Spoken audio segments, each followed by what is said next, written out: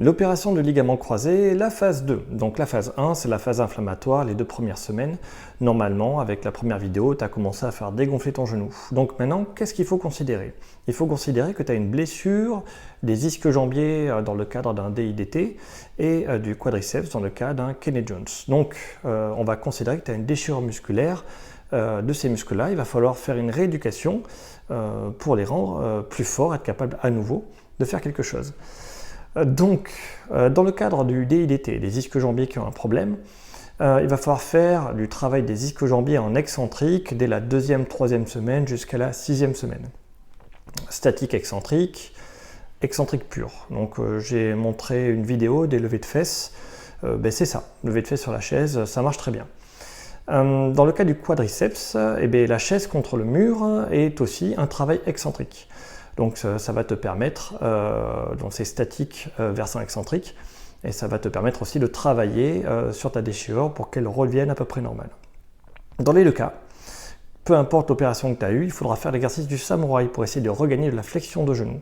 Attention, si tu fais du samouraï et que tu as toujours de l'inflammation, que tu n'as pas assez fait l'exercice du pompage, ou que tout simplement tu t'es mis à danser sur une table à moitié alcoolisée, ça marche pas bien.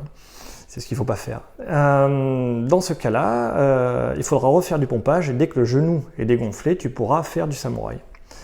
Attention, l'étirement du samouraï, si tu sens que ça tire absolument partout, c'est qu'il y a de l'eau. C'est que c'est gonflé, que c'est inflammatoire, il faut faire du pompage. Si tu sens que ça tire à des endroits spécifiques, il faut le tenir pour regagner de la souplesse. Et le troisième exercice que je conseille, c'est toujours de faire du squat dans une amplitude où tu peux le faire et de manière aidée en te tenant à quelque chose. Mais cette fois-ci, à la différence de la première phase où tu vas pouvoir très peu descendre, vraiment descendre pas bas du tout, cette fois-ci tu pourras descendre plus bas grâce à l'exercice du samouraï.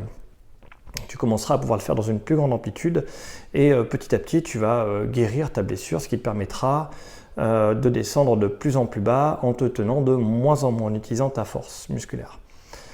Donc voilà, 3 exercices assez simples pour la phase 2 qui dure normalement jusqu'à la 6e semaine.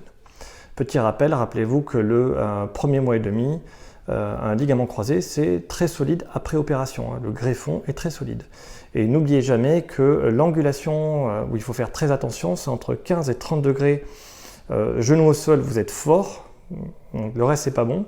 Et jambes tendues, c'est l'inverse. Et dans tous les cas, l'hyperextension, le coup de pied dans le vide, c'est la pire chose que vous puissiez faire.